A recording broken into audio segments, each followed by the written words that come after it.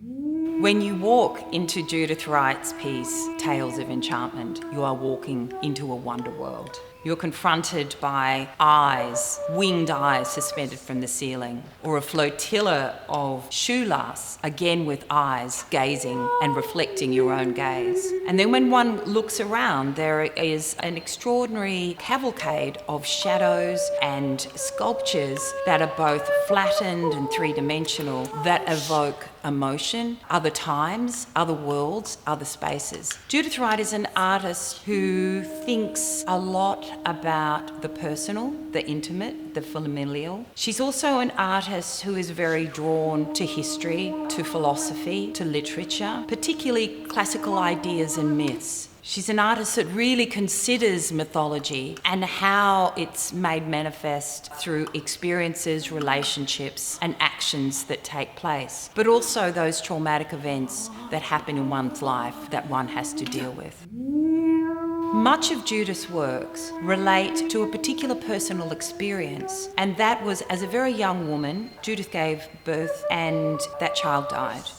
And that loss was felt very deeply by Judith as a woman and as an artist. Looking back into her own creative life, before being a visual artist, Judith was a classical dancer and was part of the Australian Ballet. And so her sense of theatre, her sense of occasion, her sense of that relationship between audience and artist.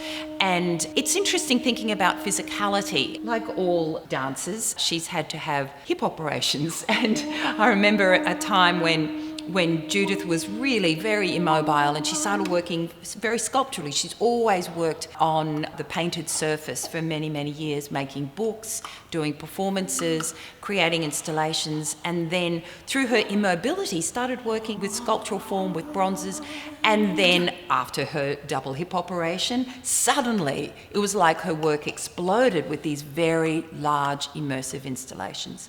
And that's absolutely what happens with Tales of Enchantment. There is a soundscape that's also associated with a video, and in the second room are a suite of extraordinary, stark and evocative paintings painted on Japanese rice paper that relate to the installation but also are independent in their own space.